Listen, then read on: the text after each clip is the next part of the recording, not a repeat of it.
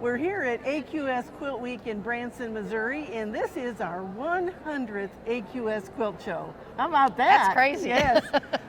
And I'm here with Janet Stone. Janet won the Best Stationary Machine Quilted Award. Yes. And your quilt was in the Wall Quilts Applique. Yes. Yeah. We have another beautiful quilt. Thank you. With an alphabet on it. Imagine that. With an alphabet. Yep. Well, but we do have some different things to show you on this quilt. So let's talk about some things that are different.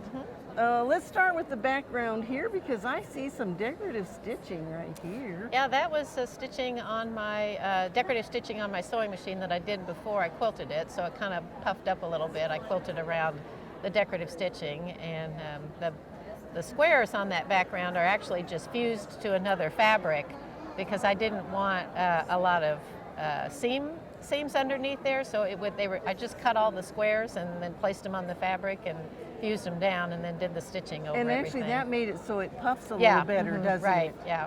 Yes, Yep. All right, and so we have some other fabrics that you've used on this one. Let's start with this vine here. That is a cord, linen cord that I've had for some time. I tend to like linen ribbons and cords and stuff, and I had that in my stash, and it just seemed like it would be the perfect sort of little tree limbs there. Well, and for those of you who do applique, I know sometimes people don't like to do quilting on top of their applique, but look at what you did on all of the the diamonds in the trees. Yep. Are fully quilted. Yep.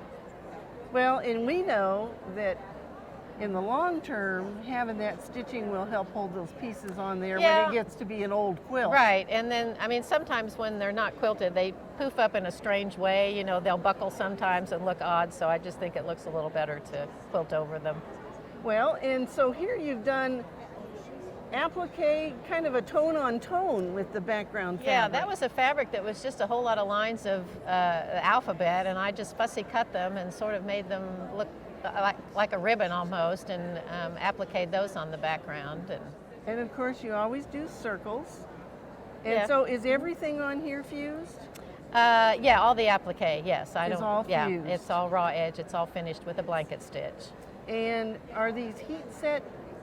Those are some of the little letters up here are sewn on. Those are beads that I had to sew on, but yeah, the little pearls are heat set. Those, yes. And those are hand-covered buttons. I use those a lot. Buttons, little bitty ones. Yep, and those are glued on with a really secure glue. So what else is on here that we need to tell everybody? We'll talk about the letters because I impressed myself doing the letters because I knew I wanted to do letters, and I actually purchased some letters, and they just looked too cheap, and I didn't know what to do, and I finally thought, oh, I'm just going to try to stitch them myself. So these are actually, I had the fabric, just a large piece of the fabric, and wrote the letter on there just with a pen, and then actually free motion embroidered them. Free motion? Yeah. Well, they're beautiful. Thank you. It worked out pretty well with the gold thread. You did it with metallic thread. Yeah.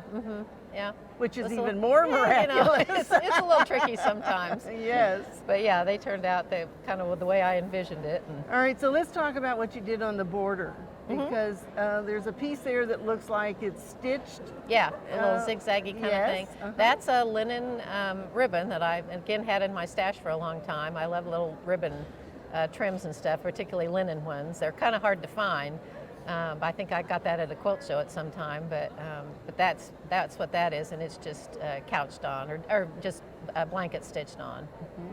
Well, and I know one of the things that you're well known for is how you treat the edge of your quilt. And so tell us how you did the prairie points on the edge. Well, I don't like them to be really bulky, and in this case there's like 2 rows of prairie points, so I didn't want all that bulk of a traditional prairie point, which you fold and fold. So I just basically cut a rectangle with fusible on the back of it, cut a rectangle to the right size, and then fold it in, you know, so you get the prairie point shape. And then fuse it.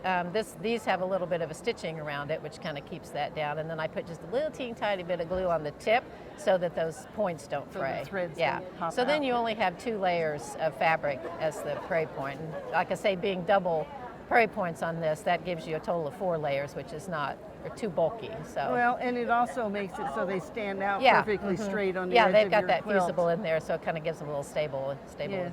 Well, congratulations Thank on you. another win. Thank We love you. seeing your quilts. Thank you. Okay, so now this is number what? This Do you is know? number 24. Number Yep. 24. I'm working on 25. Okay. Yep. Been dragging my feet on it, but we'll Well, get it done. And we keep asking her what she's going to do next, and she doesn't know I that yet. don't know. We'll get there, do that when we get to it. Well, we hope that you'll enter your quilts in AQS, and you can always do that by going to AmericanQuilter.com and click on the shows and contests at the top. You'll find all of the rules. Yep, it's easy to do. Okay. Got to enter to win. And come see us at AQS QuiltWeek. Yeah.